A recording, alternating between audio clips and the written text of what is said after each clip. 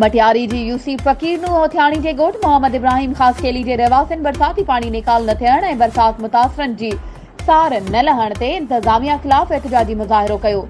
Khandu road stop वेझो दरिया खान तालपुर भरिसां ॻोठ मोहम्मद इब्राहिम खासकेली में मोहम्मद मूसा खासकेली, अता मोहम्मद खासकेली, दोस्त अली खासकेली ऐं ॿियनि एहतजाज कंदे चयो त बरसातुनि सबबि घरनि में गोॾे जेॾो पाणी भीजी वियो आहे।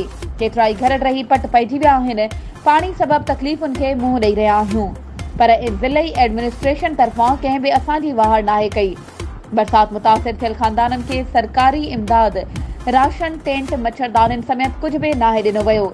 चूंडियल नुमाइंदनि ऐं ज़िले इंतज़ामिया हमेशह हिन ॻोठ खे बुनियादी मसइलनि में पोइते धिके छॾियो आहे।